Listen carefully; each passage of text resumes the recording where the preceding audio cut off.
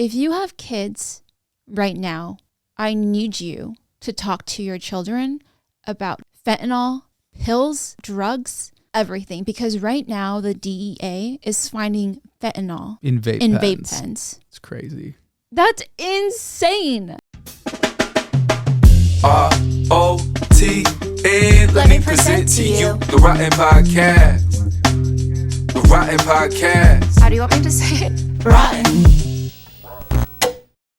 Alrighty, back for another episode, Rotten number 19. What is freaking up, you guys? Classic. Wow. This is the most consistent I've ever been on anything. This is so unlike me, guys. I've never had a consistent scheduling upload, and I am impressed. Yeah.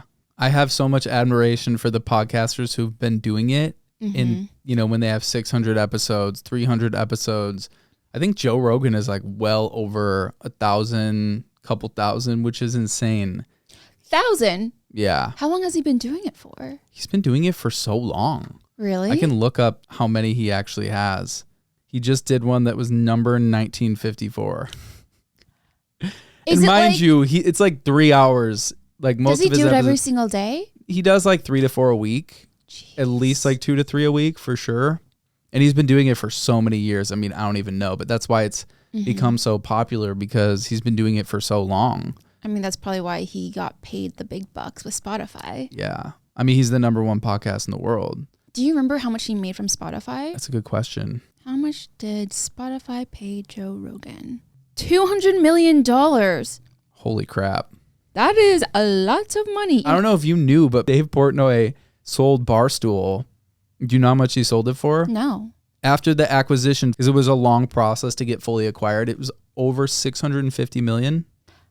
That's crazy. I mean, podcast is becoming a huge thing. It's also so saturated now. I feel like 3 years ago, not a lot of people were listening to podcasts. And now when I talk to anyone, everyone has like a favorite podcast they listen to nowadays. Yeah. I think the pandemic really put a huge fire on that, because everyone's sitting around at home. Do you know who Barstool sold to?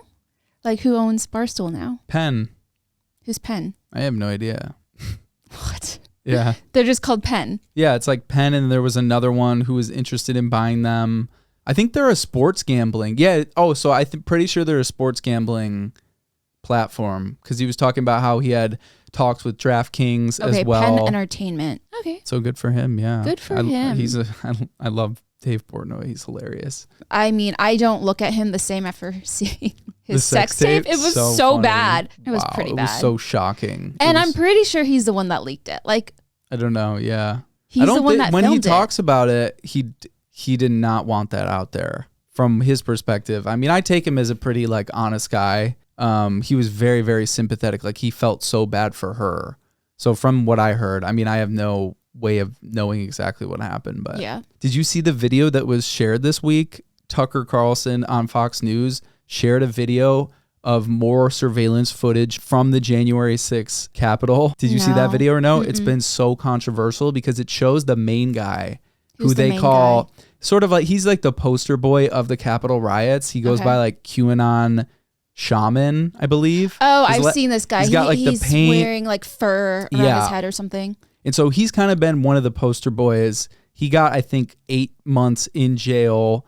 And this video that was released is another angle of him kind of being what looks like escorted by police in a very safe and peaceful way. And the video is just a couple different hallway angles where he's walking and the police are just casually following him. They even open a door for him at one point to like go explore a room. Elon Musk commented on the video on Twitter and was like, there needs to be justice for this. There's been a stance from the right and Trump supporters using this almost as this was some big setup. And so it's been very interesting to see the different opinions that have come out. My first take when I saw it, because my friend showed it to me on Saturday night, talk about headline reading. And he showed me the video. He's like, look at this. It's all a setup. And I go, what do you mean? I mean, someone died during the January 6th riots. Yeah, there was a couple people for sure. So it's like, sure, it could start off peaceful, but then it didn't end that way. Mm-hmm. And either way, they weren't supposed to be there. Yeah. Well, even if the cops were being nice to them. Well, right. they probably didn't realize the magnitude of it. And then when it escalated, that's a different story. The people who prosecuted came out and made a statement to be like, that is only like a 4-minute segment from the entire time he was in there. We have footage of him being one of the first people to break through, screaming violent things. That was just one clip taken out of context. Also, it could have been once he got caught, they were escorting him. And of course, he's not going to be crazy. Of course, they're going to open the door for him. Well, yeah, it's not even, everyone in there, it's not like they were caught. It's just all of a sudden, okay, all these people break in and you're a police officer, a security guard. What are you going to do if you've tried to get these people out and they're not going out and they're obviously on some crazy mission? If I'm a police officer in that situation, I'm going to do what I can. But at a certain point, if there's nothing I could do, I'm just going to try to protect myself, protect my other officers, make sure no one is getting hurt,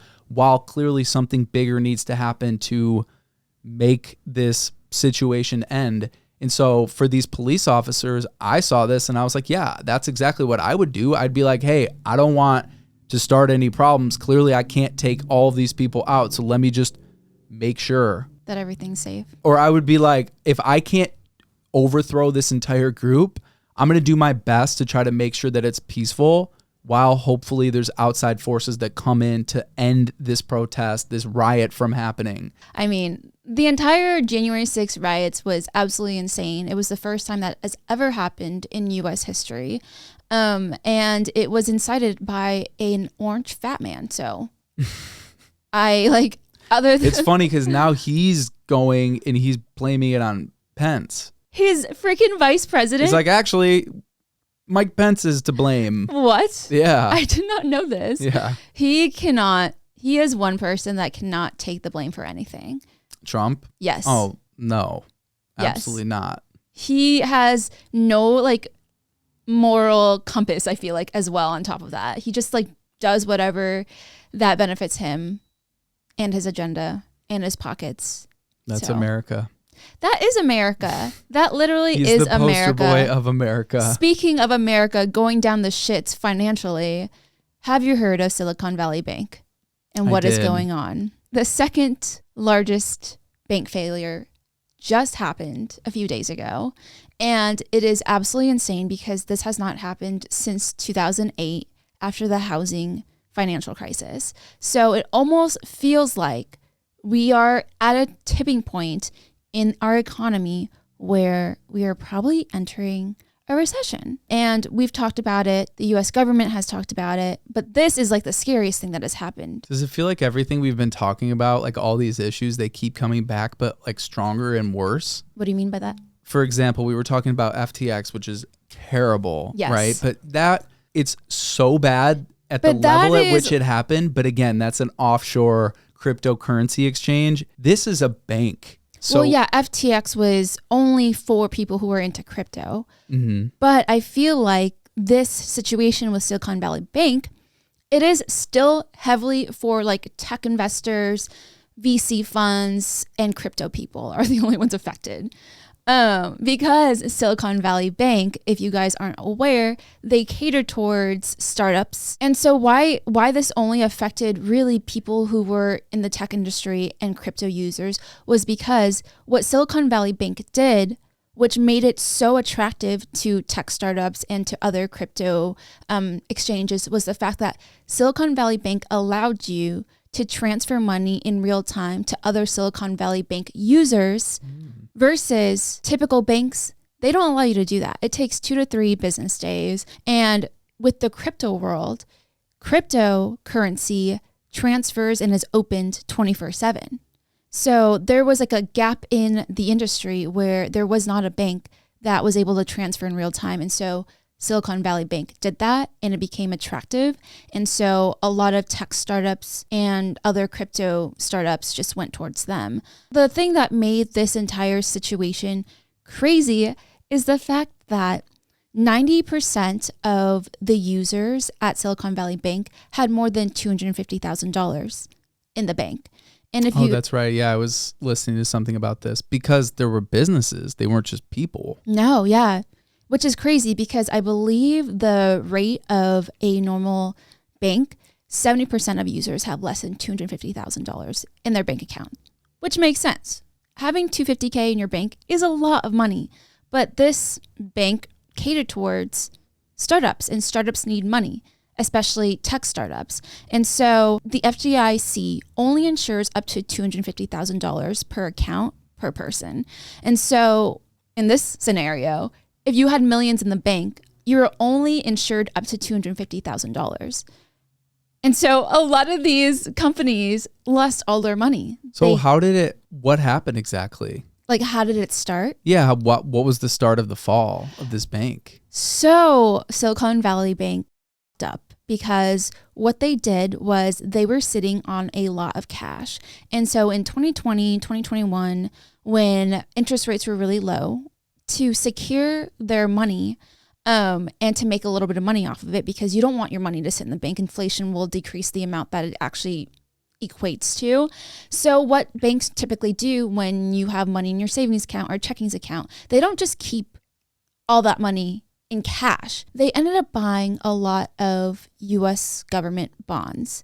At the time, the interest rates in the US in 2020, 2021 was like 1 or 2%. So their bonds were at 2%, right? But over the course of how long, like a year? Or is it usually longer? Some is 1 year. You can have, there's multiple years. You can do 30-year bonds, 1-year bonds, whatever it may be. And I actually don't know what their bonds looked like. But what I do know is that between 2021 and 2023 today, interest rates went from 1 or 2% to 6 to 7%. It's currently sitting at like 6.5% right now to get a 30-year mortgage. So when your bond is only 2% and it doesn't mature for 30 years, but you're currently low on cash, if you sell it, no one wants it. So who's going to buy these 2% bonds when they can easily go out in the market right now and buy 5-6% bonds, right? So they were literally sitting on bonds that were completely worthless, and they were trying to do a smart thing, but they just had really bad timing. So what ended up happening was that a lot of these tech investors, these startups that were in Silicon Valley Bank, noticed that Silicon Valley Bank, their assets were heavily in 2% bonds, and they realized no one's going to want that. No one wants it. So amongst one another, a lot of these VCs were like, hey, what's going on with Silicon Valley Bank? Do you have your money in Silicon Valley Bank? I think you should probably take your money out of Silicon Valley Bank, because literally their bonds are pretty much worthless. Even though they're trying to do the smart thing, they ended up buying the worst thing possible at the worst time. Which makes sense. But wasn't what actually started this, like you're saying, there was maybe some internal talk among venture capitalists? Wasn't there like a huge snowball effect where this was really preventable had certain VCs not pull out all their money and not advise other people to do it? Yes. And I was listening to something on group chat where they were talking about that and how this was so easily preventable. If you're getting this information, right, you have an obligation to inform the people's money that you're investing to make the best decision with it. And there's no downside or risk to pulling your money out. There's only real risk to keep your money in. So a lot of these people were like, hey, we might as well take this money out because of these reasons. In today's age, you can take your money out like that in an instant because everything is digital. Before, in the 1920s, when like the last bank run happened, that was like a major time, you had to physically wait in line and ask for all your money back. If you guys don't know what a bank run is, it's when so many people are asking to take their money out of a bank, but the bank doesn't have the assets to give it to you. So they have to sell off their assets, and Exactly. usually that's at a unfavorable rate to them. So they're losing money off of the investment. And oftentimes the investment is other people's money that they're taking to invest. So all of a sudden they're selling everything they've invested in, losing money on it, and that money is other people's money.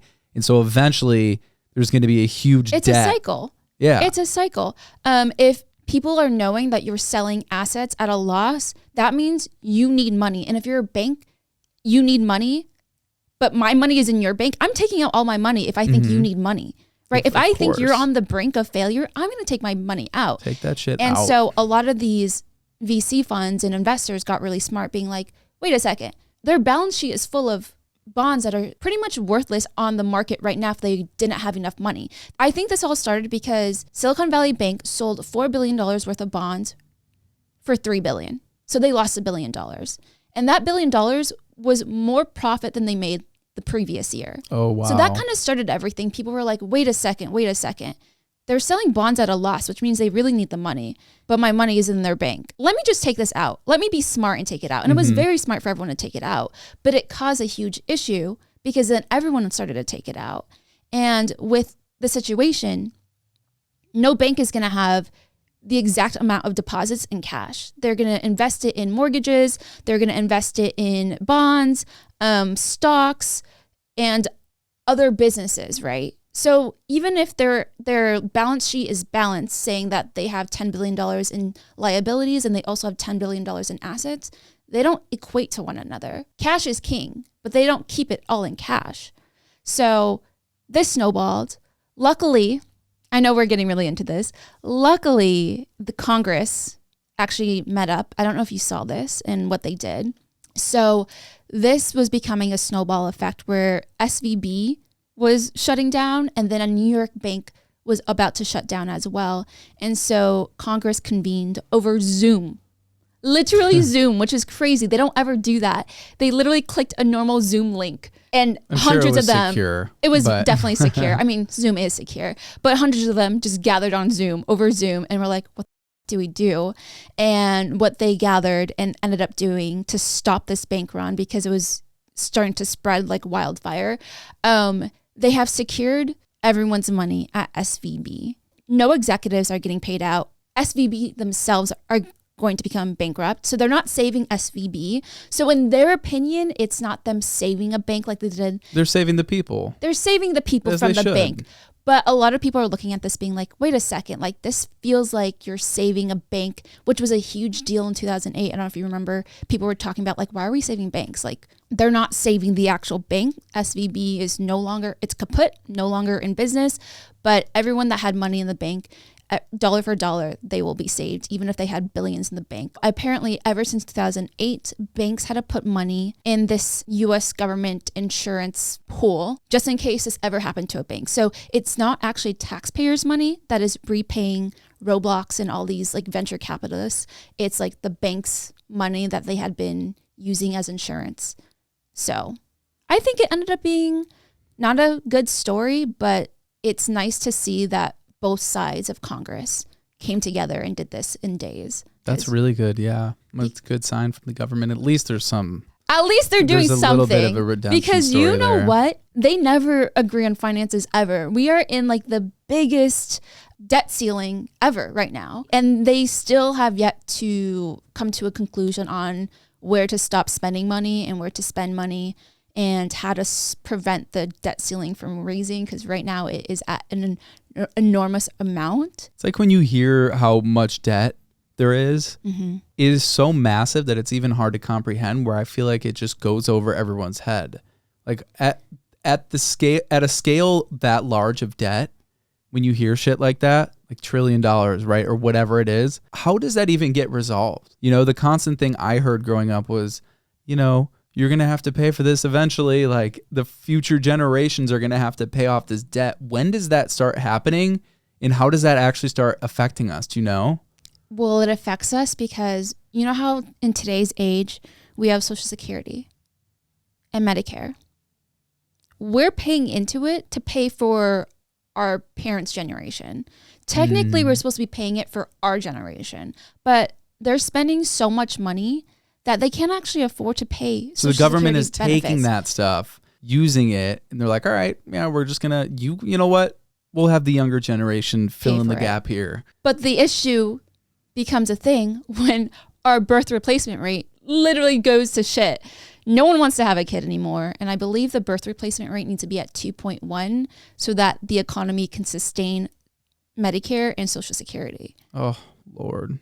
So the other thing to do is solve this issue by having children. Yeah, if you can afford it. I don't want people that are in poverty to have children. Not saying that. I mean, my parents were in poverty when they had me, but I understood that struggle, and I would hate to have my kid go through that struggle. So, like, if you're in poverty, it makes sense that you don't want to have kids at the moment. But it's usually the smarter people who are having less and less kids, right? Well, isn't the rate of childbirth higher in impoverished areas? Yes. Because they're maybe not practicing safe sex.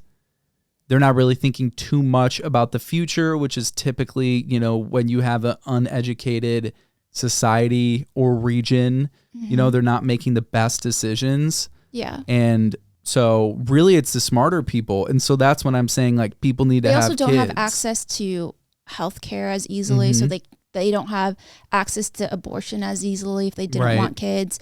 But yeah, it is very true that the richer a society gets, the less children they have, because the richer a society gets, the more expensive childcare becomes. I remember when I was growing up, my church had did a class where they were talking about respecting your parents.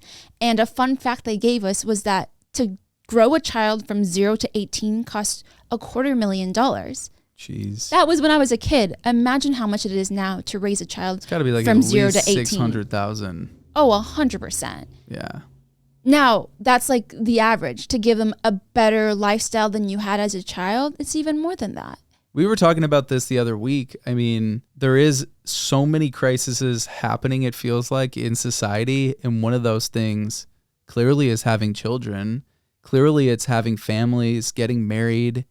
The relationship and the dynamic between men and women is such in a weird, uncomfortable place. I believe it's because women are becoming breadwinners in a family dynamic now. Women have become a lot smarter. Yeah. Now, for the first time ever, women from an educational and professional standpoint are at the equal playing field as men. You see women executives, you see women accomplishing incredible feats. And of course, it probably isn't even 50-50 as far as women CEOs and things of that nature. But overall, in the professional, educated sense, women are now equal to men. And so they are less swooned by a man. And this is what people don't talk about. And it's funny because I feel even resistant sometimes talking to you about it, where I'm talking about like, this is the way men feel, blah, blah, blah. And you're like, men don't feel that. Or no, that's not true. Or just in general, the feeling of being a man is like, we're not going to talk about you because you got enough. There's so many other struggles.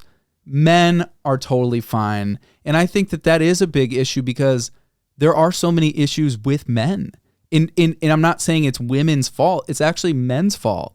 In something that I've become more and more aware of and realizing that I want to spend more attention and time in is advocating for other men from an emotional standpoint, from maybe being a role model. Like, who am I, right? But I'm just saying, I know what it feels like not to have a role model or someone I can look up to. And I think what makes women so incredible is how they support each other and how they advocate for each other. And it is very instinctual from a feminine standpoint to nurture, to look out for one another. Where men evolutionarily have evolved, it's a dog eat dog.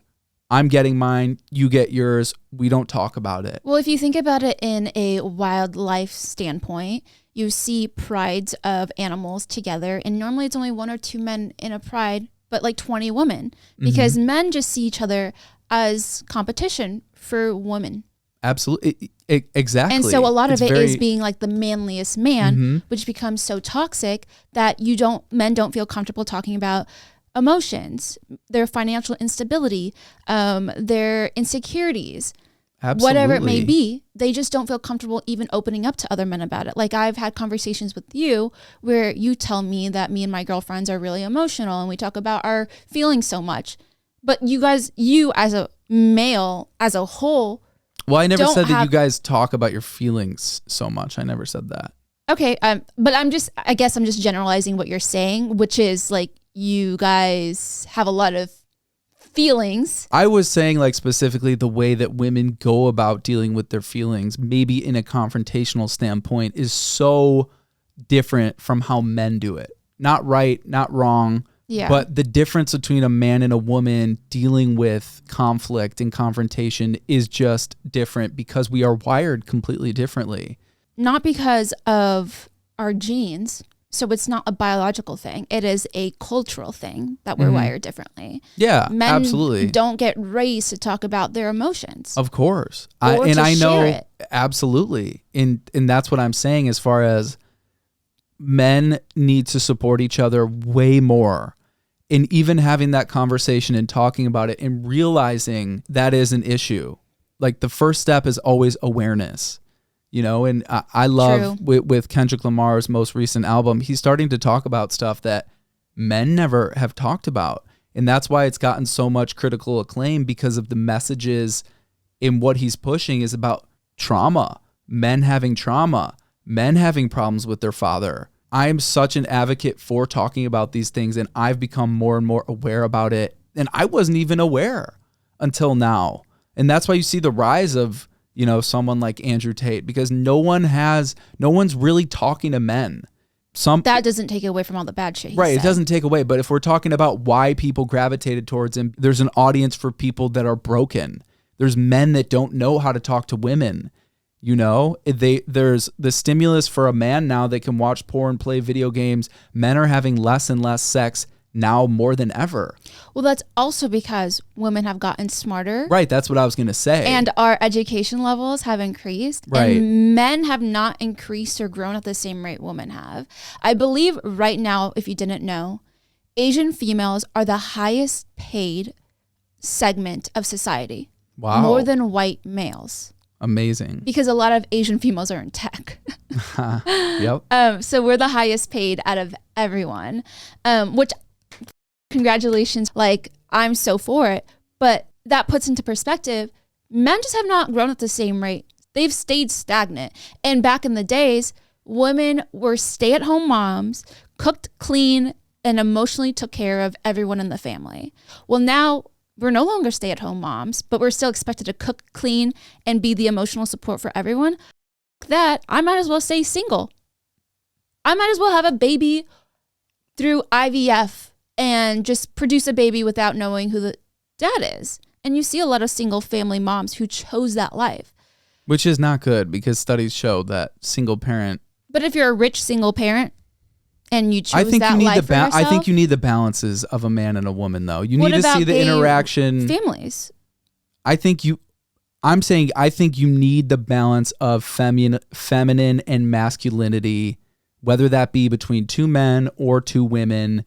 You need to have sort of that balance, I believe. I think we're in a society where we're trying to see what the hell either of those mean. But I think we're also in a society where we say, no, you don't.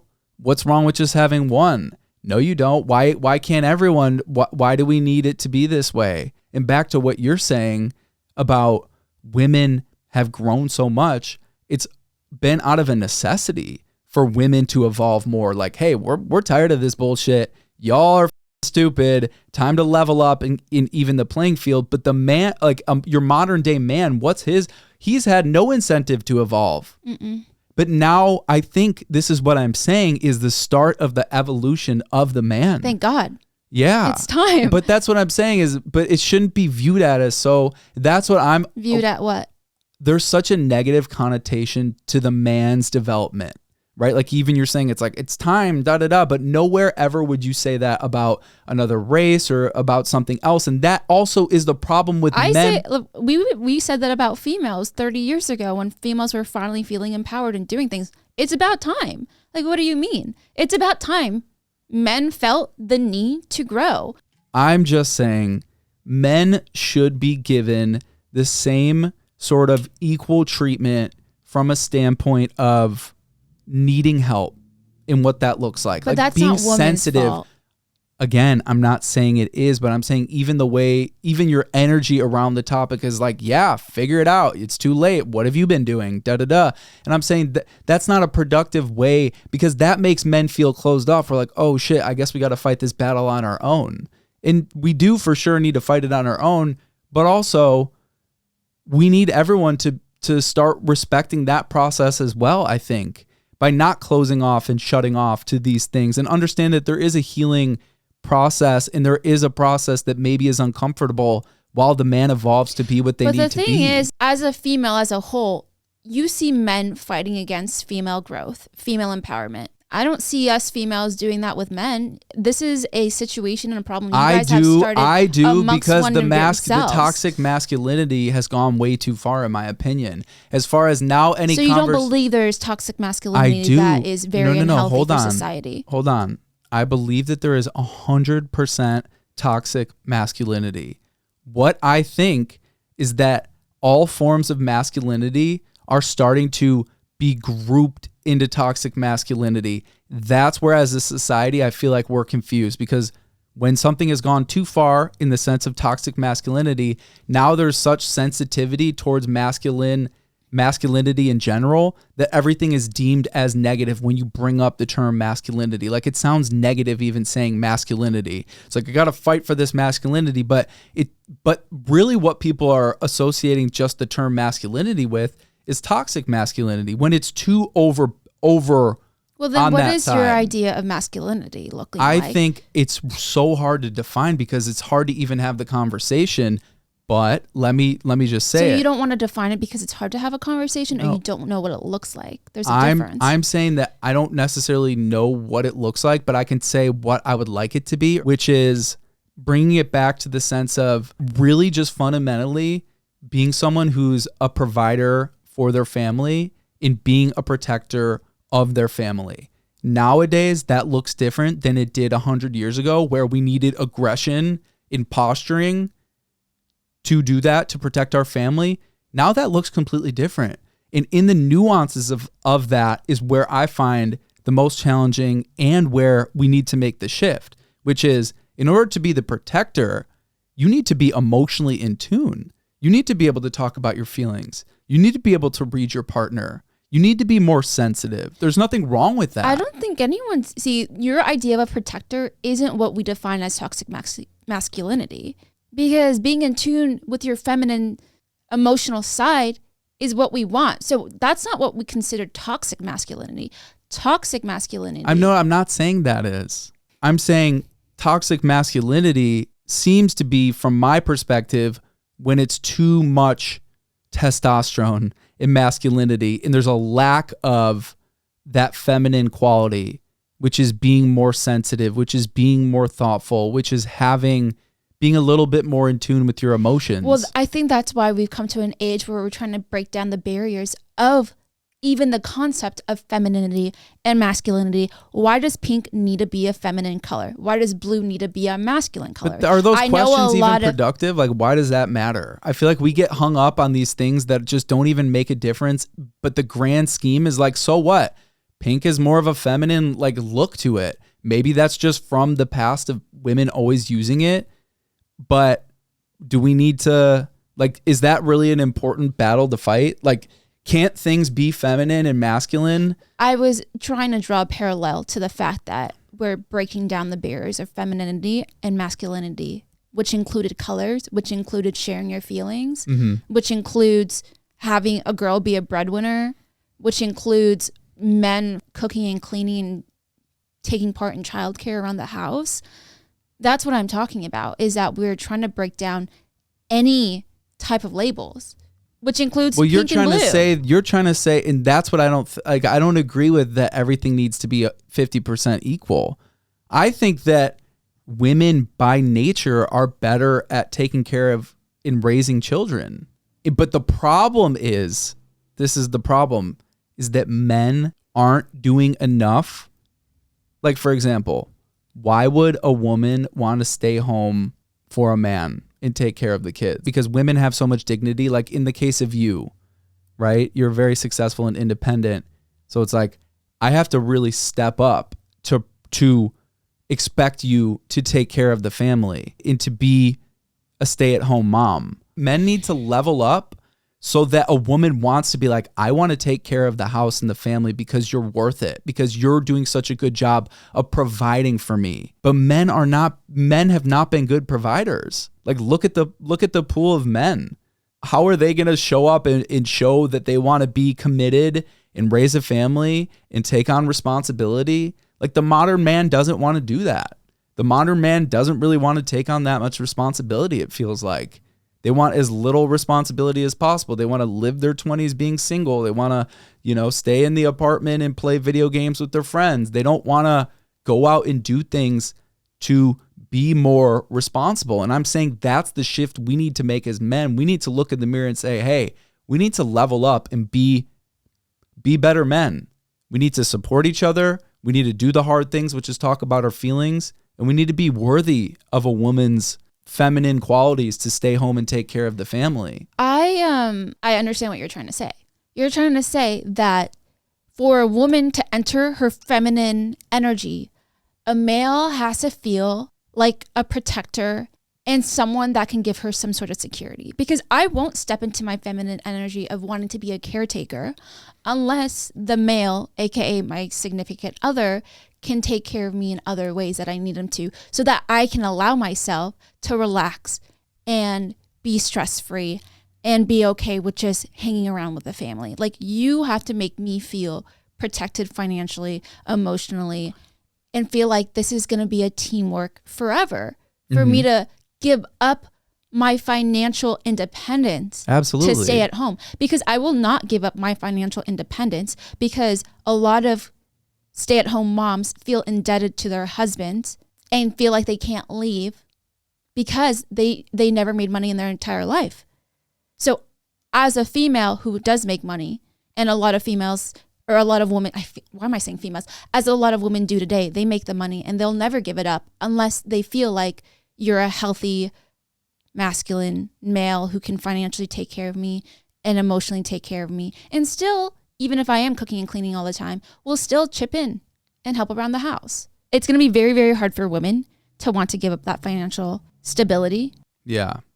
Well, that's my goal, obviously. I mean, we're getting married. You want me to be a stay-at-home mom? Absolutely. I'm going to step up, and I want you to take care of the kids and not work, but have the ability to work if you want and be working if you want. But the freedom to not do that, because the importance of raising the family, like, I think what it needs to be is like, hey, we're a partnership. In my mind, the ideal scenario in what will happen will be, hey, between the two of us, what makes the most sense? Like, who's going to make the most money and who's going to do the best job of raising the kids? That expectation. I'll do a better job raising the kids than you? Yeah. Because I'm a female, or because you genuinely think that? Both. No, but I think women, like I said, are so different than men. We need to stop acting like they're the same. They are not. It's the same reason why people, when they're transgender, they're like, if they're a man and they're like, I feel like a woman. Well, what is that feeling? Clearly, there's a difference between a man and a woman. We've identified that. And I think the things with women, in what I've learned and what I'm learning, and as I continue to commit to being with you and us navigating together, I'm learning more and more about women. And I'm growing as a person, because things that I wouldn't think, I'm having to stop and think. Mm-hmm. You process things differently than I process things. And you think about things in such a more thorough, thoughtful way than I do. I just kind of like go, like clean it up later. But I think women take their time a little bit more, read the instructions, read the caution labels. I'm like, open it, take it, boom. And we were watching that show, Physical 100, which I loved that. It's such a good show. Because it really shows when you're putting people in that dire situation of what feels like survival through the obstacles that they set up. You really see people's instinctual nature come out. You see the instinctual nature of men, women, alpha, beta, like very innate things. And one of the things that really stood out to me was when they were doing this horse setup where you had to pretty much build a bridge. Mm-hmm. You had to carry as much sand over the bridge as you could in the allotted time into like this giant bucket. And two teams are going against each other. And one of the teams that had a woman, she's like, I'm going to set up the bridge. I'm going to take extra time to make sure that the bridges are hinged on at the bottom. Took a little bit longer to get the bridge done. Meanwhile, the other team, the men are rushing through, set it up. It doesn't matter. Just throw it down, lay it down. And now they're starting to get their sand quicker. But the team that had the woman to lay it down and be more cautious, let me tell you something. The bridge that she put together was so solid that it never moved at all the entire time. Meanwhile, the other team, midway through, their bridge is falling apart.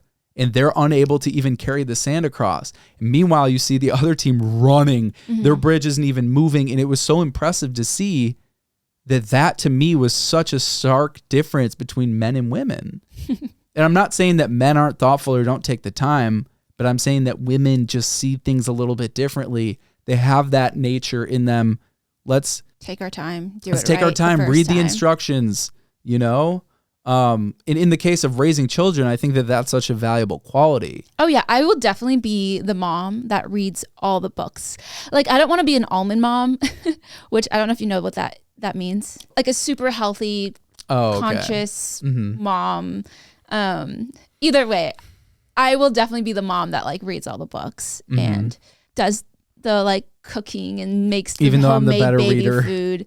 Better reader, as in like you read books, or like better reader as in like physically you can read better? You're better at reading books as far as reading something and comprehending it. I'm better at reading books because I read more books, yeah. But I meant more like out loud. Oh yeah, I'm terrible at reading out loud. Yeah. The funniest thing is I used to make fun of kids who could not read out loud. Yeah, I think you said this last week. I think we both struggle with it though. You think that I struggle with reading out loud? Yeah. I don't think I do. All right, well, you'll read this week's I think I'm a rotten good submission. yeah, let me read it. Okay. I like reading out loud. All right. I used to be bad at reading out loud. Now I feel like I've gotten better at it. So we've had a switch. Overall, I think raising the awareness about it. About what? Raising the awareness about that. I think that men are hurting and need to evolve. Yeah, I mean, I think men are also afraid to even have people they look up to. Like even you like are like, I have no one to look up to. I'm like, there are so many proper men in society that you can look up to. So like, but see, why don't this is exactly what I'm saying is the tone is that it's all your fault. Like, why aren't you doing this? Why aren't you doing that? But can't you like take that and say that to turn that around? Like, that's what I'm saying is the energy around the conversation of a male needing to improve or needing resources is like automatically met with resistance. And that's why there's so many suicides among men, because they don't think they can even talk about their problems. Because I say that to you, like, hey, men struggle with role models, and you just completely disagree with it. Because you were also part of the problem. I'm not saying that there's nobody I can look up to. I'm saying men don't really know who to look up to, because when I said that, you're like, Obama. And I'm like, how is Obama a role model for me? He's a high achieving, great man. He has a lot of qualities that I actually do look up to. That came from a single family Yeah. in an impoverished town. Like, he's a great role model for men. He went from being a poor kid with a single white mom, becoming the first black president. That is, to me, the epitome of a successful role model. But I guess that to me is maybe you have a different definition of what you want as a role model, which is fine. But I'm saying there are men out there that can be role models for other men. Yeah, I'm not saying that there aren't men in society that are worth looking up to, because 100% there are. But I'm saying that it is kind of hard to find like a man that you look up to from a professional standpoint, that's open about his feelings, that has a very successful marriage, that talks about relationships. That's kind of the role model that I'm talking about, which is like the role model that I think, because of course I have role models without a doubt, but are they the role models that maybe I need to evolve? If we're talking about men evolving, then we need the right role models. We need those people talking about certain things. And it's harder to find that kind of person. Okay. I mean, that makes a lot more sense to me. Which I think is why, like, I think Joe Rogan has such a big platform, because I think a lot of men... But does he talk about his emotions? He doesn't necessarily talk about his emotions as much as he comes off as this quote unquote masculine man, right? Like, he used to be a fighter. He's buff. He has tattoos. He drinks whiskey, but he also talks about being wrong. He also talks about respect. He also talks about listening to people. Yeah, he's a great listener. He talks about like doing the right thing. And I think that that's why people look up to him, because they're like, oh, I can relate to that. Like, you can be buff and jacked with tattoos and drink whiskey and smoke cigars, but also own up to your shit when you're wrong and genuinely talk about doing the right thing. Like, it's not that as common as you might think, because oftentimes those people that are those masculine quote unquote figures, they're afraid to show that other side. And I think that he has a form of vulnerability that a lot of men don't have. Like, he seems to be in touch with his emotions where he doesn't take things super personal. He's able to listen. He's able to be respectful. And he's okay with himself. I think that's really what it comes down to. Like, you can tell that someone is okay with themselves. And that's, you mean, just confident in yourself? Yeah, confident, but not in like a overly confident. Alpha. Yeah. You know, they're talking about fanny packs, and he's like, fanny packs came back or something. And Joe Rogan's like, I've been wearing a fanny pack since 2000. He's like, people used to clown on me. And I'm like, imagine, like, he's like, I can't even imagine like why you would care what someone would think about what you're wearing that you enjoy. Like, if this fanny pack is valuable and useful for me and I enjoy it, why are you going to make fun of me? And I think that message of like, you should be like having confidence in what you do is such an important thing. Like, hey, you know what? I do like that. Like, I'm not going to make a decision based on what someone might think. So I think that that's like a healthy mindset to have. I can see. I mean, I'm just thinking about fanny packs. I don't know why. Which they do look really goofy and silly. I don't think I've ever seen you in a fanny pack, but you don't like them, so it makes sense. Yeah, I don't like them. I don't like having something like on me. I'm so used to just pockets. Getting up and go, yeah. Yeah, but if I was wanting to like carry stuff, or for example, if I was hiking and I didn't have a backpack, like a fanny pack would probably be the smartest thing. A great option. Yeah. I mean, I think, you know, having good role models as a kid is so important. And I think maybe the struggle is as you get older, there's less, you understand the nuances of people. Like, people are not perfect. There are like hidden secrets about them. Like for me, actually, my biggest role model as a kid was Martin Luther King. Yeah. I've written 3 essays on him, once in 5th grade, once in 8th grade, and once in college. Like, he was my role model until I realized, and he still is a role model, but I did not realize he cheated on his wife and had like a second family. And I didn't learn that, even though I'd written... Coretta, right? I don't remember her. I can't recall her name. But I didn't learn about it till like after college, because someone was like, why is he your role model when he did this? And I was like, my mind was blown, because you don't read about that in the history books. People don't talk about that, but it is very true. And so as you get older, you just lose your role models, because you realize they're not who they say they are. Either they put up a front, they have a secret agenda, a secret life, something about them. And I think it comes with age, is that, you know, you realize that human life is complex and no one is perfect. And there's a saying in Hollywood that's like, you never want to meet your favorite role model in the industry, because or you don't want to meet your idol. Yeah, you don't want to meet your idol, because once you meet them, you put them on a pedestal, and the second you meet them, you're just disappointed. You're so disappointed. I've been so disappointed by so many quote unquote idols I've met, or my friends have met their idols, and they're like, that person was so rude to me, so mean to me. And for me, I didn't have typical idols I looked up to. Like, I was never impressed by like famous celebrities. It was other YouTubers. They were my role models and they were my idols. Or I wouldn't say role models, more like idols. And once I met them, I realized they're just normal people that are not the nicest and not who I expect them to be. They're just good at a skill, or they got lucky at a certain time, like doing something. Not that anyone with like YouTubers for whatever are lucky, but I'm just saying they're no different than you. Maybe they were just had the right timing with things, which is why they're bigger with their platform or whatever. But you find that, hey, you're no different than me. Yeah. I mean, this is actually a perfect example. When we were in Hawaii and we were at Coco Head, that restaurant that we weren't able to get a reservation for because they were like overbooked. So I actually had someone come up to me, and I remember I was on my phone trying to book an Uber because we literally had no time. We were going to like miss our like 11 a.m. checkout time at our hotel. And I was trying to get home, and a girl came up to me, tapped me on the shoulder, was like, "Hi, Tiffany."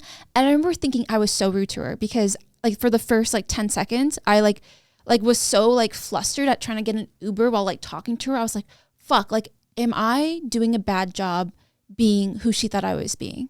I remember feeling like that on our way home from our Uber, really? Being like, fuck, like, I think she's probably gonna like look at this situation and be like, she's not who I expected. I actually don't like her anymore. And I genuinely felt like so bad. I was like, I hope she didn't think I was rude, because I was like saying hi to her baby, but I was like, I'm so sorry. I have to like check that I got the Uber. We were in a time crunch. Yeah, but like, so I think again, like it was a situation where I was like, she caught me at a really bad time. I hope she didn't leave being like, I'm never going to watch her videos ever again, which she probably would have said. I mean, I totally understood it because I wasn't giving her my 100% attention. I was like trying to like go on my phone while talking to her at the same time. But I think with meeting people in person, there is something there where if you go up to someone, you can expect to get a hello, but you can't really expect to have a conversation with someone out of nowhere. I mean, they are a stranger, regardless that she's watching your content. I think you can't stop and talk to everyone and have a meaningful conversation with everyone that wants to, because you'd be giving up your time and not respecting your own time. And in that case of that situation, we had to make decisions and leave. Yeah. Maybe there's a better way to be like,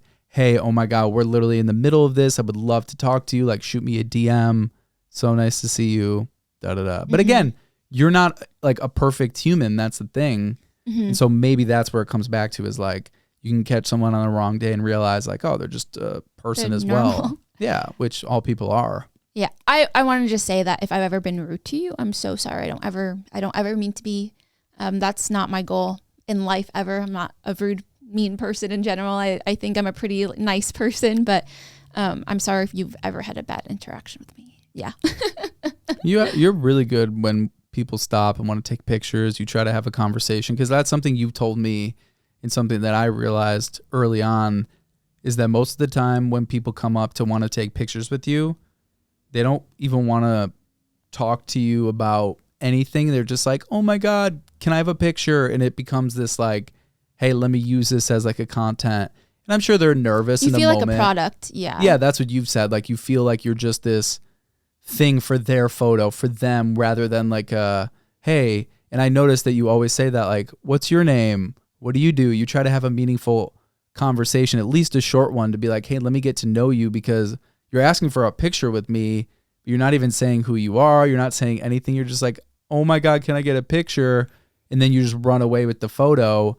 And it's like, I'm a human too. Like, I would like to know who you are. I didn't realize that until that started happening to me. But when I first got to LA, I actually met Johnny Depp. I didn't even ask him for a photo. I just stuck a phone in his face and took selfies. And now that I think about it, it is the most horrendous thing I've ever done. I was at a screening of one of his movies. I believe it was like Alice in Wonderland or something. And I was sitting next to a little girl. Like, we were all sitting in the theater. And normally when you go to a screening, the actors and actresses come on before the movie shows and kind of talk to the crowd. And I was sitting next to this little girl who was a huge Johnny Depp fan. So he went up to her and said hi to her.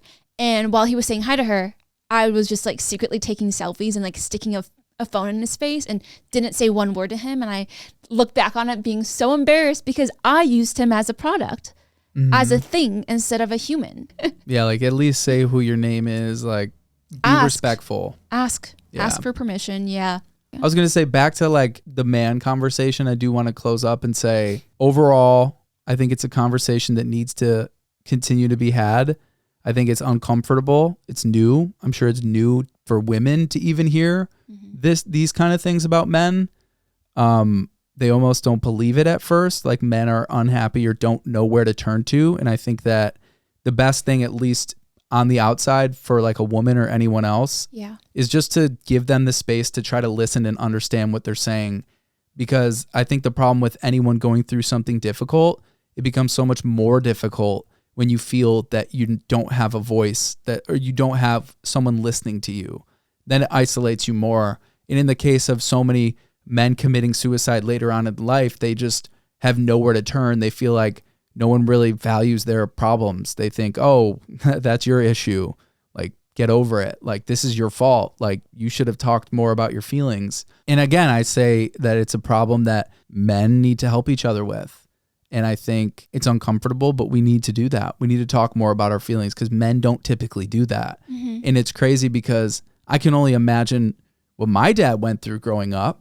Oh, and if you think about the generations, like 3 generations ago isn't that far off, but what has happened in society is so incredibly different. Where when my dad was growing up, there was no conversation about his feelings. And when I was growing up, he never talked to me about my feelings. That's what my mom was for.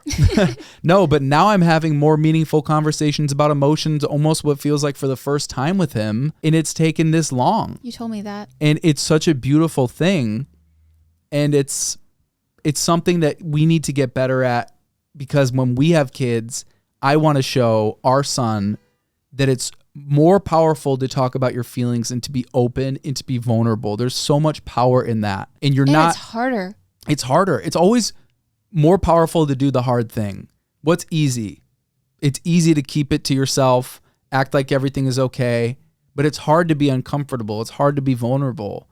But there's power, there's beauty, there's strength in that. That's why when you listen to music and you hear an artist opening up, it's so scary to do it if you're the artist, but that's why people resonate with it, because they see that being powerful. Wow, maybe I can share how I'm feeling. And I'll say, like, even with me and music, I remember I always knew I wanted to do music in my whole life. I started playing guitar early, drums, and then started like producing. Wasn't sure, but I always knew the music was somewhere that I wanted to go. Then I got really good at like rapping. It's always been a skill. But in my head, I was like, I'm not going to be a rapper. Like, what am I going to say? And then when J. Cole put out a project and he was saying things that were so vulnerable in his album Forest Hills Drive 2014, most people know it. It's one of the best albums ever. He's talking about concepts that I've never heard a rapper talk about, which is really loving their mom. What? Like having a whole song dedicated to like loving his mom. He has a song called Love Yours, which is so beautiful. And it's about loving your life. And it's about that no matter what, there's always going to be a girl that's hotter. There's always going to be someone with more money. There's always going to be something with this, but love what you have because the grass is always greener. Mm-hmm. And there were so many other concepts where he's talking about love in such a vulnerable way where it made me feel like, oh, wow, like we all have a voice. We all can talk about our feelings, whether it's the relationship with your mom, whether it's a relationship with your friend. There's beautiful art to be made in that vulnerability of exploring and talking about your emotions. And so that was really eye-opening. And again, that came from someone talking about things that were probably uncomfortable to talk about from a man, especially in rap. I think men have this huge fear that like you're going to open up your feelings and people are going to be like, huh, what a sissy. Which is possible, but that's what we're trying to move away from. Well, we're trying to move away from that. And you can never control people's reactions. You can only control your own. And so if someone is giving you that, most likely that person that's going to put you down from sharing how you're feeling has problems and insecurities within themselves, and that's just being projected onto you. So if anyone's trying to shut you down or bully you or shun you, that's really coming from a place of their hurt, their insecurity. They could never open up. Yes. They're so fearful of themselves. They're not confident in themselves, and they feel if they let anything slip, it's going to ruin the image of themselves. I agree. I think another conversation I think is so important to have with our future children is drugs. UFOs? No. Drugs. Fentanyl? Yes. If you have kids right now, I need you to talk to your children about drugs, fentanyl, pills, everything, because right now the DEA is finding fentanyl in vape pens. It's crazy. That's insane. And it's almost like hard to believe. I think we both watched the same video. Well, I watched the video that you sent me. Yes, which is it only takes 2 grains of salt worth of fentanyl to die. To become lethal. Yes. Yeah.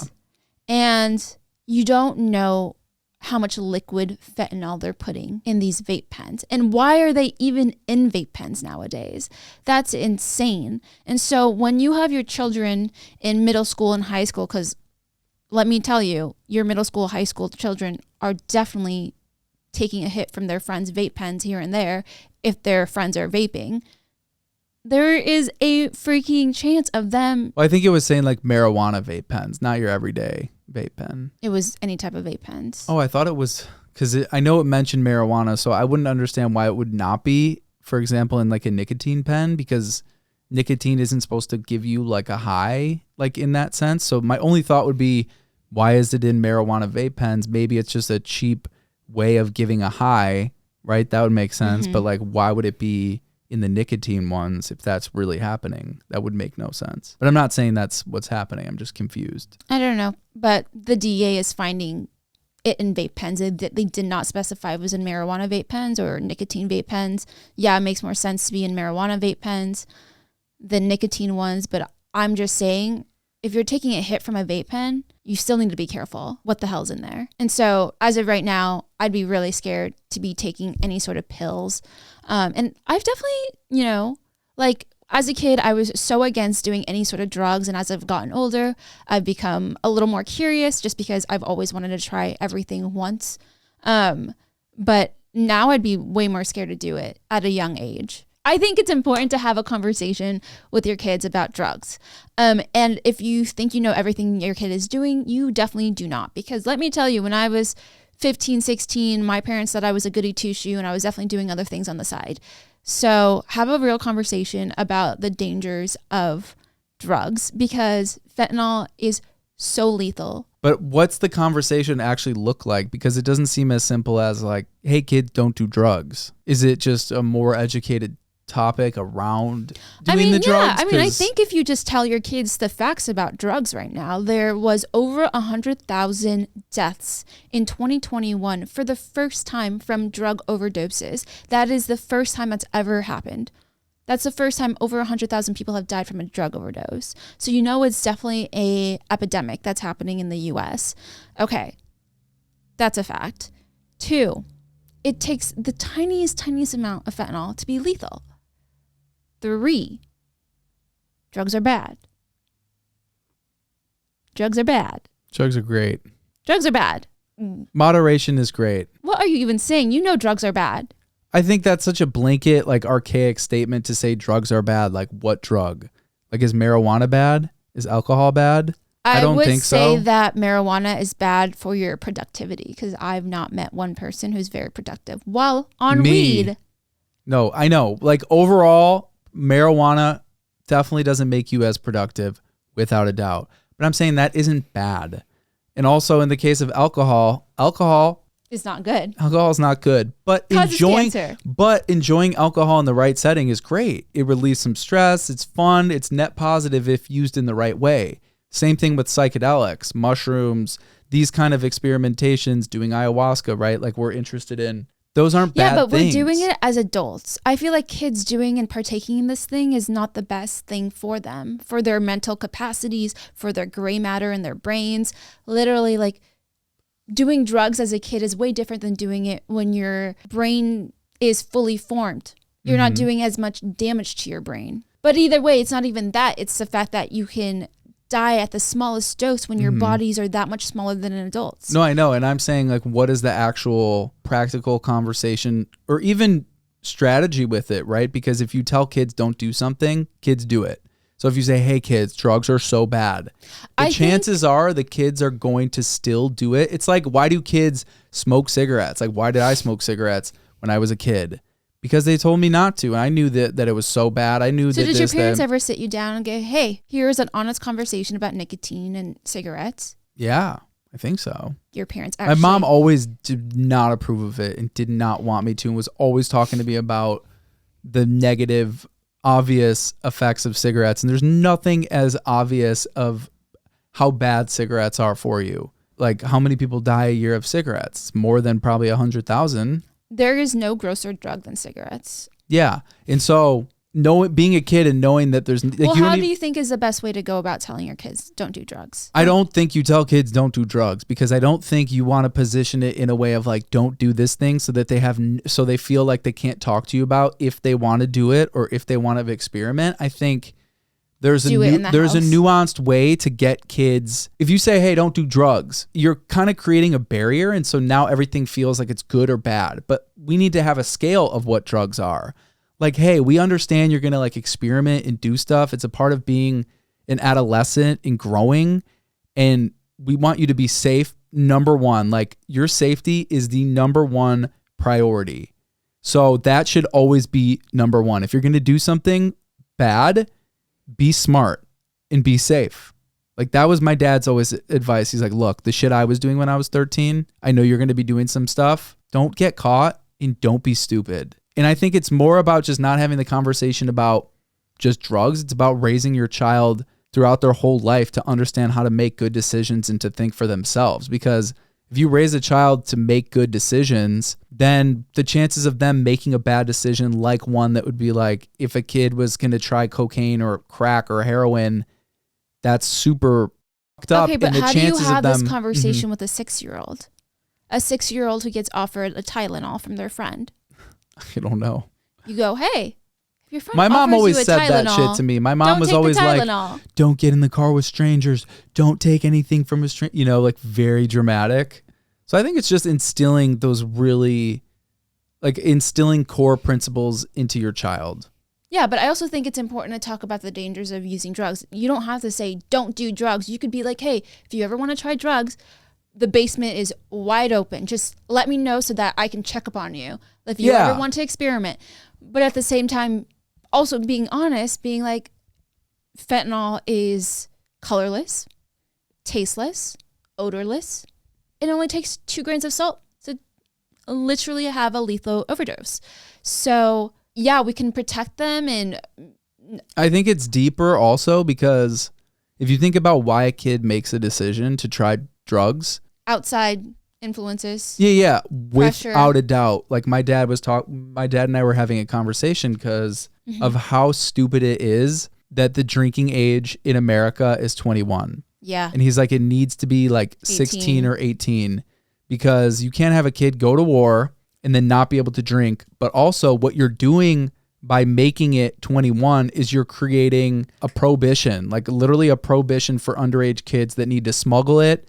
They need to get it all done as soon as possible because, it's like so illegal. Yes. So that's what we were doing when we were in high school. We were like crotching like water bottles full of vodka. And when we had a moment, we would be chugging them and be doing it in a very unhealthy way. It felt cool to do it when you're 16, 17 because the legal age to do it was 21 versus if the legal age was 18, you'd be doing it with your family at dinner because it's like, you would learn. Yeah, exactly. You'd learn how to ingest it. You'd learn like the safety of And it's the drinking. classic case of, someone whose family really didn't allow them the ability to explore. And then they go to college and they have the freedom for the first time. And I have friends that went wild and it's really negative.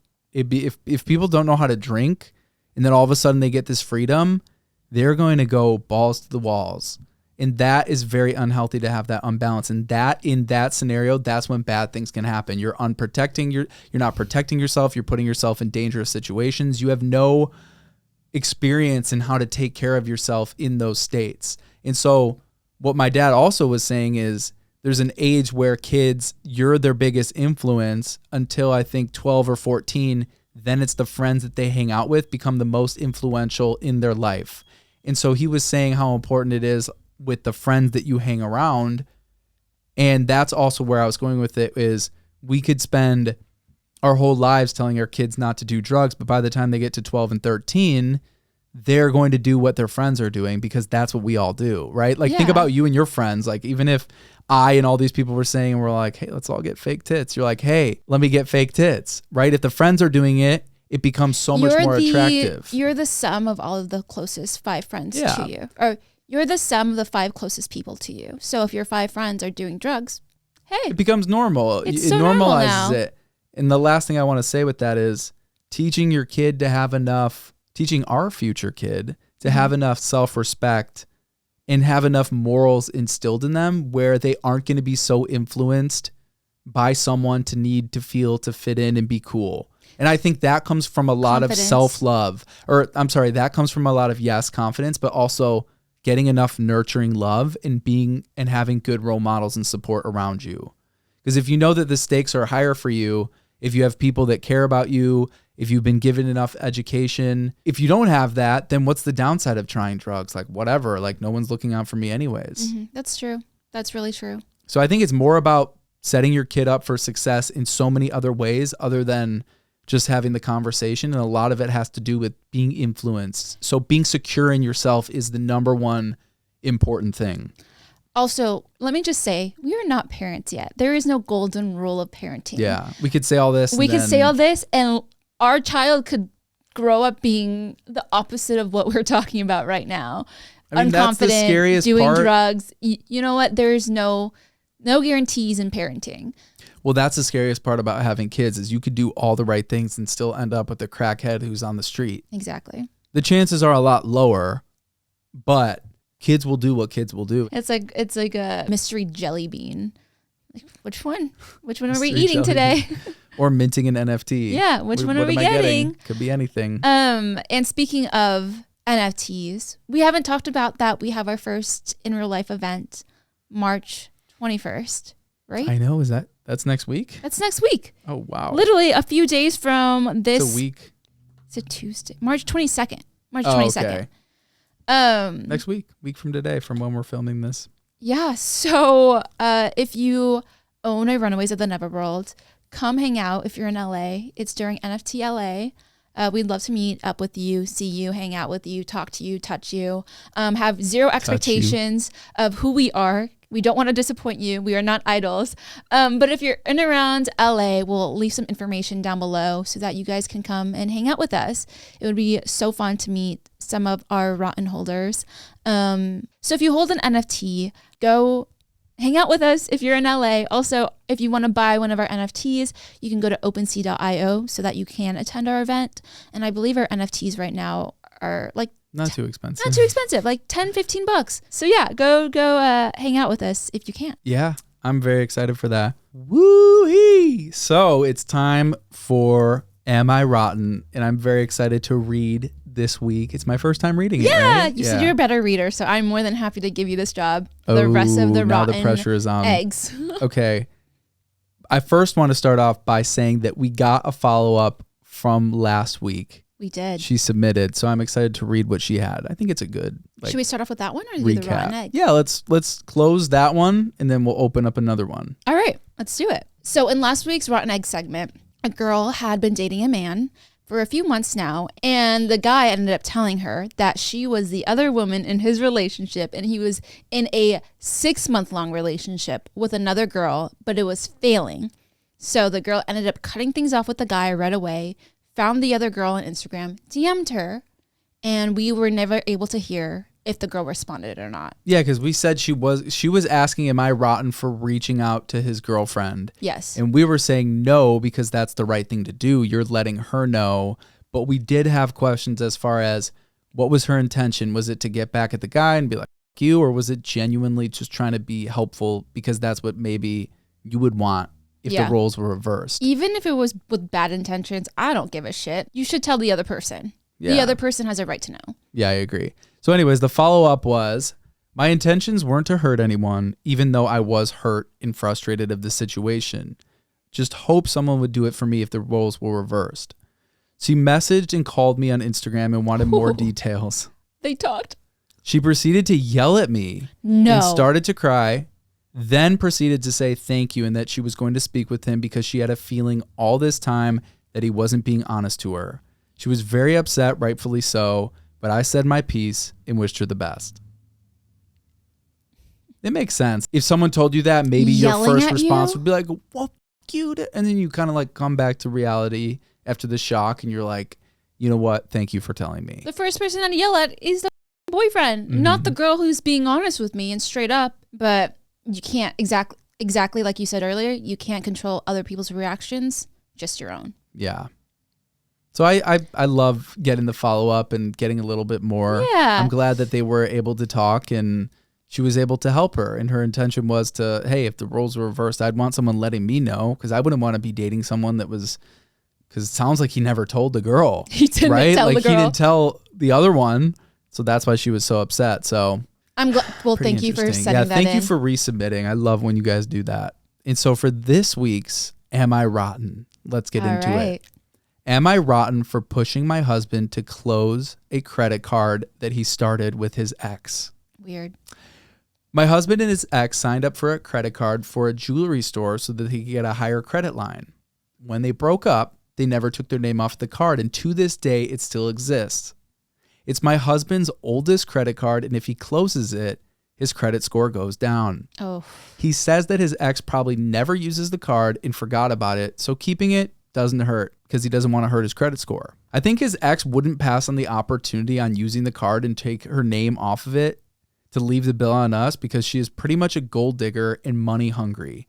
Although I admit she's not the smartest person out there. We called the company to get her off the account, but they said we have to ask her to take herself off of it. The only thing is that we don't want to contact her to make her realize that the card exists because we're not sure if she knows it exists or not. So the only real option is to have my husband take his name off the account, which I'm trying to convince him is the right thing to do. Am I rotten? I have so many things to say about this. One, why would the other girlfriend not know she has a credit card in her account? Two, if this girl was a gold digger, why would he need her on the credit line for him to get a higher credit? So she must have a higher credit score than him because it makes no other sense the other way around. So like, is this guy lying? What would he be lying about? As for the reason why he wants to keep this credit line open. Well, why do you think he wants to keep it open? Well, one, it does help his credit score. But two, I almost think he secretly opened it without the girl's knowledge. Because why else his current girlfriend? No, his ex-girlfriend's. Oh. That's why he doesn't want to close it. That's why he doesn't want to reach out to her. That's why he doesn't want her to know about it. Because she wouldn't know about it. There is no way you can open a credit card without the other girl knowing about it unless you have her social security information, you have her name. Which is why he didn't open it without her consent. I don't think he opened it with her consent. No, I'm saying, how would that make sense? You just proved the point that it would be really hard to do that. All he needs is her social security information, which if we were living together, I could probably find your social security card somewhere. But why else would you not want to contact her, letting her know? Because if you read it again, does it not say they don't want her to know about the credit card? Well, she already knows about the credit card if she was involved in opening the credit card, right? The only reason they don't want to contact her. There's a chance she forgot about it. Is the fear that you let her know that the card exists and then she goes and uses it and then you guys are left? But wouldn't you both be liable on the card if it's in both of your names? So it's not like she took her name off. Okay. But she's saying that the name is still on there. So that's where I'm confused, because if you're letting her know that the card exists, but you're afraid to, in fear that she'll be like, oh, wait, I have that card. Let me use it and they can just pay for it. But she's also at risk if she doesn't pay, that her credit will be affected. They're afraid she'll use the card, then call up the bank, tell her to get off of the card while it's still not fully paid. Gotcha. Perfect example. You're better at reading out loud. I'm better at comprehending things. That's true. But I think you're reading it so different than I would. But that's fine. That's their opinion. I don't think that the guy is like hiding some information or opened it not on her behalf. I think that he's probably hesitant because he's like, why does it matter? Like, she's not using it. Yeah. It's good for my credit. And also, that's like, no one wants to like spark up a conversation with their ex. True. And nobody also wants to be forced into sparking up a conversation with their ex by their current partner. Well, so do you think she's a rotten egg for asking for this or no? I mean, if I was to have a credit card open with my ex and you were planning on getting married with me, would you still want me to have a credit card with my ex? Oh yeah, I would want you to. Yeah, I don't think she's rotten for wanting that. But I also understand why he doesn't want to close it. Yeah. Either way, one, never, ever, ever, ever, ever, ever open a credit card at a Target, at a Best Buy, at a jewelry store, at a Victoria's Secret. Even when they ask you want to open a credit card, you'll save 20%.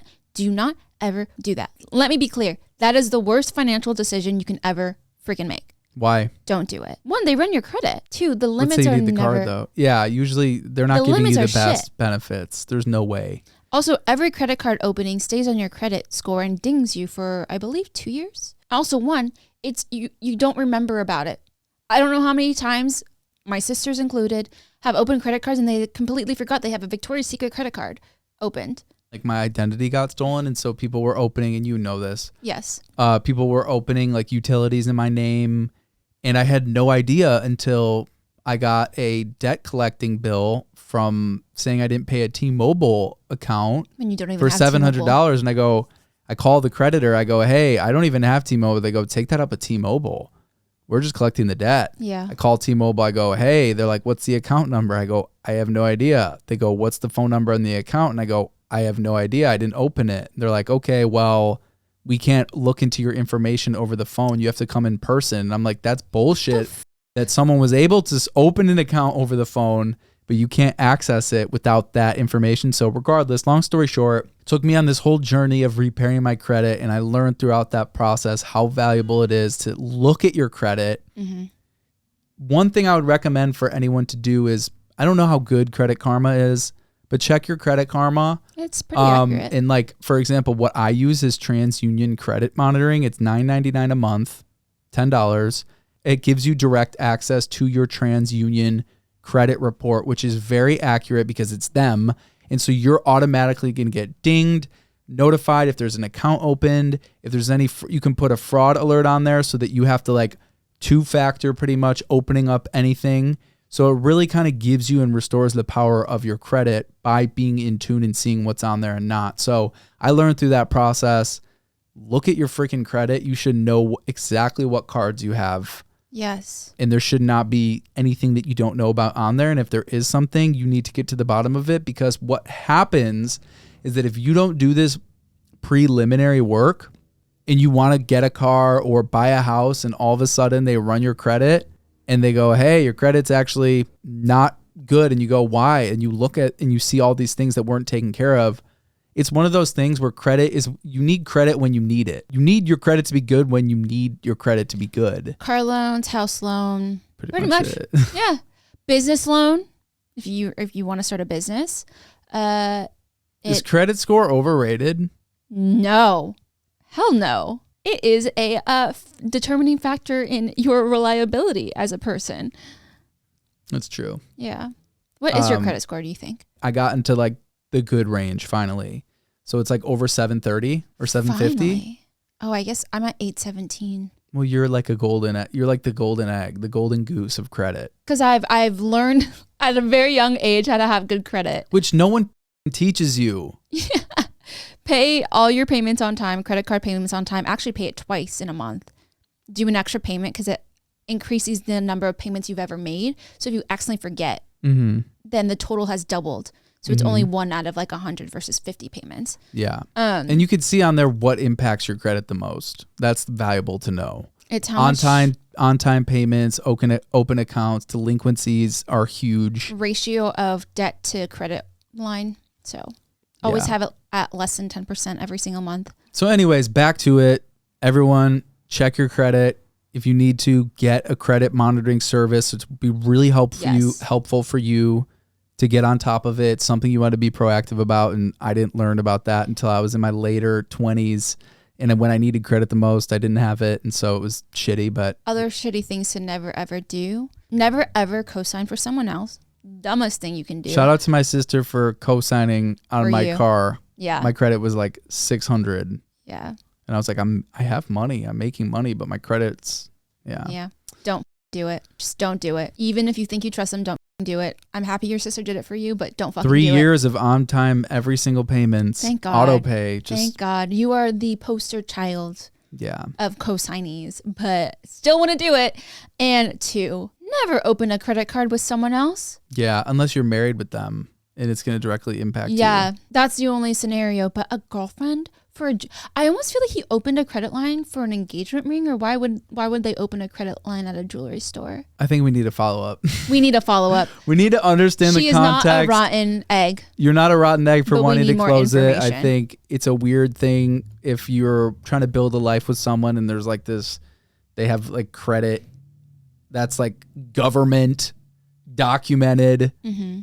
You know, you're trying to get a house at one point and then you find out that she ran the credit up.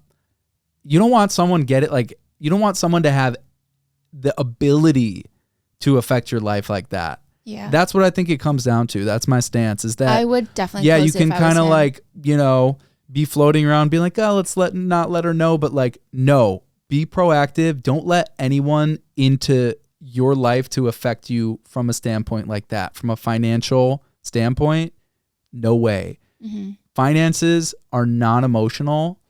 And so don't make an emotional decision about this one. Be logical and call her and get her off the account and close it. Yeah. Your credit is not going to be affected that much by closing it. And after a certain amount of time, your credit will restore itself. Yeah. And if you take good practice, if you have good practices with your credit and finances, you won't be affected that much.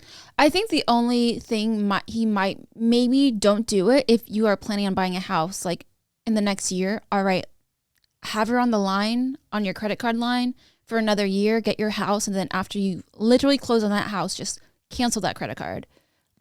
That is the only scenario I could think of where he might be the rotten one to keep it. Maybe he's a little rotten for like not getting on top of this, and not rotten in like a actual rotten. Yeah, it's like kind of like when something's in your fridge and you don't know that it's like spoiling back there, and it's kind of spoiling over time. He's kind of like that. Like you didn't mean to leave it in the fridge. I think this is a very unhealthy long-term thing to have because it's going to affect the girlfriend, the new current girlfriend, if they end up getting married. Mm-hmm. You don't want your partner, and this is something it's baggage. also. It's literally baggage. You don't want your partner also retrospectively looking back at how you handled an important financial situation. And this could be one of those that maybe it comes back to bite him in the future if this is an example of maybe something else that he does with him not properly taking care of his finances. This is like a red flag to me almost that he has this. You know, I don't see it as a red flag. I think a lot of people and we talk about this a lot, are uncomfortable talking about finances and even facing it. Sometimes it is uncomfortable. Look at your account, look at your bills, look at the credit. Like it is tough. So I empathize and understand that feeling. And so I could see where they're both like, you know what, like, let's not deal with it. Like, I don't want to really crack it open, but that doesn't mean that it's not the right thing to do. The right thing to do is to do the thing that's uncomfortable that you know is the right thing to do, which is get in touch with her, close that shit. Yeah. Don't just expect that the card is like fallen through the crack of her nightstand because one day she'll find it. Yeah. Or if she ever checks her own credit, she'll be like, wait, this credit card is still open? If she ever buys a house, she's going to look through her credit score and see what's affecting it. And she's going to see, oh, like, wow, this was like 10 years ago. I opened this credit card with my ex. Mm-hmm. And also, the person who submitted this said she's not that smart. So you wouldn't want someone not that smart, quote unquote, having the ability to affect your financial status. The most dangerous people are dumb people. Yeah. Especially when it comes to your credit. Like, she's not going to think about the consequences. Absolutely. Yeah. Absolutely not. Aside from the credit, what's the downside, right? Like maybe make the short-term sacrifice for a way safer long-term decision. 100%. Always. You always got to do that. 100%. Well, guys, if you guys like our rotten segments, make sure you can keep it alive by submitting your own rotten responses. I love reading them, and we'll have the Google form down below for you guys. But thank you guys for listening. We love you guys. Make sure to subscribe, like, comment, rate the podcast. We appreciate you guys so much for tuning in. See you next Tuesday. Bye, guys.